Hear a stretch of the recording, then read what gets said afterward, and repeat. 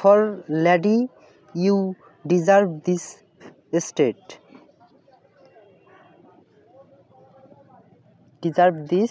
State, যে ততক্ষণ যে ভালোবাসার কথা যে বললাম, এতক্ষণ যে ভালোবাসার যে কথাগুলা বললাম, এগুলো তুমি পাওয়ার যোগ্য, এগুলো আসলে তুমি পাওয়ার যোগ্য, তুমি আসলে এগুলো ডিজার্ভ করো। Nor would I love at lower rate, যে আমার যে ভালোবাসার দাম সেটা অবশ্যই কম দামের সেটা হতো না, যে সেটা অবশ্যই কি এটার মূল্য বেশি হতো। এরপর বলছে যে but at my back I always hear time's winged chariot hurrying নেয়ার,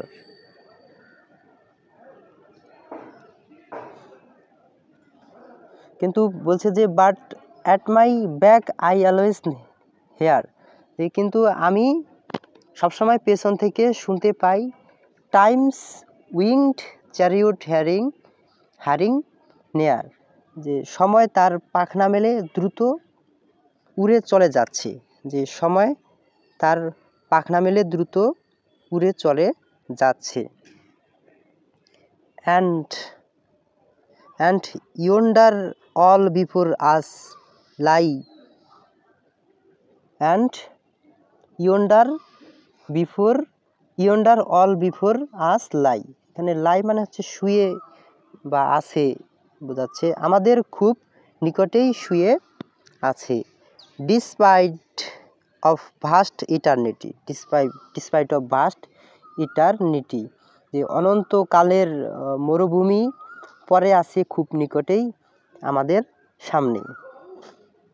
এরপর কবি কি বলছে, thy beauty shall no more be found, যে তোমার সৌন্দর্য আর বেশি দিন থাকবে না, বা বেশি দিন খুঁজে পাওয়া যাবে না। কেন পাওয়া যাবে না? নর ইন দাই মার্বেল ভাউল্ট শ্যাল সাউন্ড মাই ইচোয়িং সং, যে নর ইন দাই মার্বেল ভাউল্ট মানে হচ্ছে যে তখন মার্বেল ভাউল্ট বলতে এখানে যে কবরের যে গম্বুজ মূলত সেটা যেখানে লেখা থাকে সেটার কথা বলা হচ্ছে, যে তখন আমার ভালোবাসার গান তোমার যে কবরের যে গম্বুজ সেখানে আঘাত করবে না, যে শুনতে পাবে না। কি পাবে না? যে আমার যে ইচোয়িং যে সং সেটা তুমি শুনতে পাবে না। কারণ কি? কারণ তুমি তখন মারা যাবে।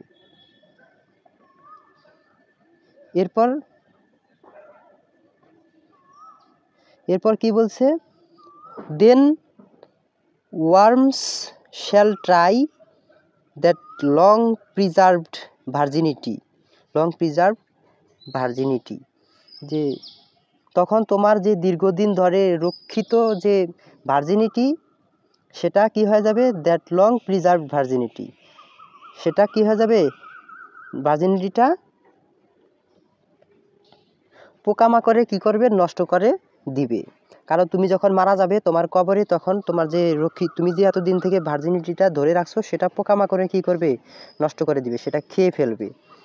এরপর কি বলছে? And your quaint honour turn to dust, এবং তোমার সম্মানটা তখন ধুলায় মিশে যাবে। And into ashes all my lust, যে এবং তোমার প্রতি আমার যে সমস্ত কামনা বাসনা, এই সকল কিছু কি হয়ে যাবে? ছায়ে পরিণত হয়ে যাবে। The graves A fun and private place, যে কবর একটা প্রাইভেট বা নির্জন জায়গা, সেটা আমরা জানি, সেটা কবর হচ্ছে প্রাইভেট জায়গা, নির্জন জায়গা।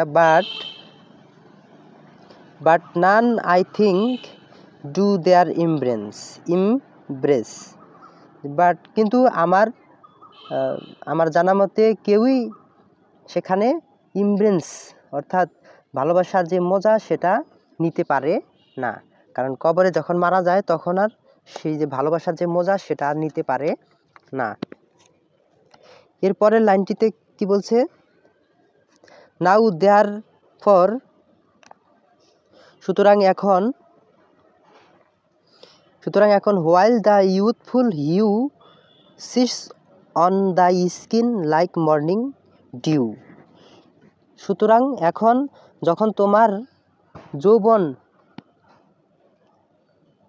যৌবনের রং কি হয়, sits on the skin like morning dew, যে শরীরের উপর বসে আছে যে কিসের মতো, সকালের শিশির বিন্দুর মতো।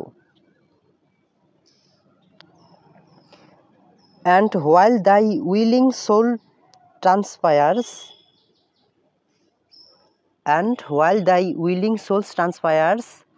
এবং তোমার আত্মা যখন ইচ্ছা প্রকাশ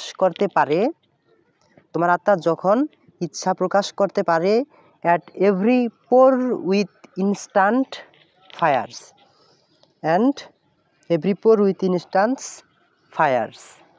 যে ফায়ার্স মানে এখানে যৌবনের যে তাড়না সেটা মূলত বোঝানো হচ্ছে, যে যখন প্রতিটি পোর অর্থাৎ লোম দিয়ে ইনস্ট্যান্স ফায়ার বা যৌবনের তাড়না বের হয়।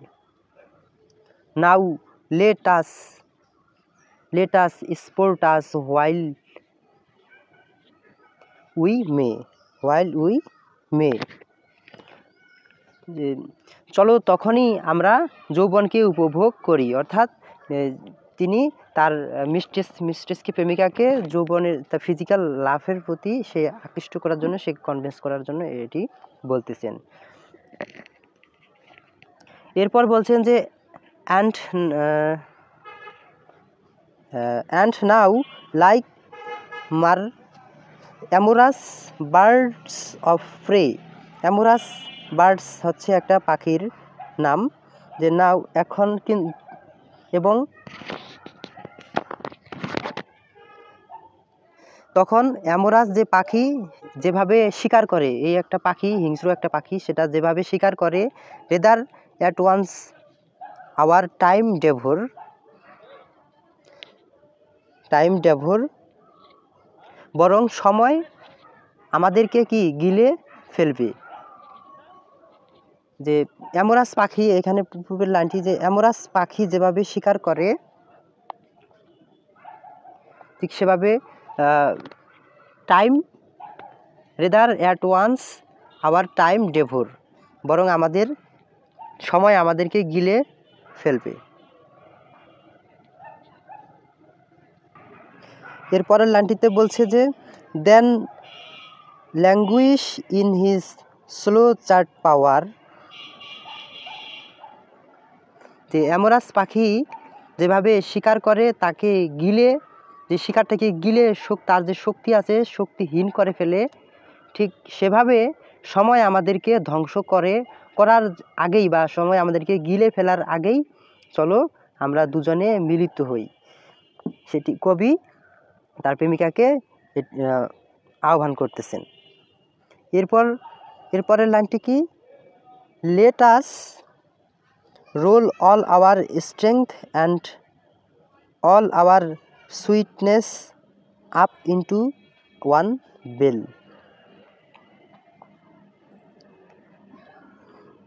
যে then languish in his slow chapt power, যে অ্যামোরাস, এটা তো এরপর বলছে যে let us roll all our strength and all our sweetness up into one ball, চলো আমরা আমাদের সমস্ত শক্তিকে এক জায়গায় করে রোল করি এবং কি করি, our sweetness up into one ball, যে আমাদের যে মধুর শখ বা আহ্লাদ রয়েছে সেগুলোকে এক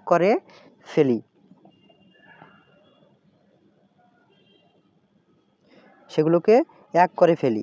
এরপরের লাইনটিতে বলছে যে and tear our pleasures with rough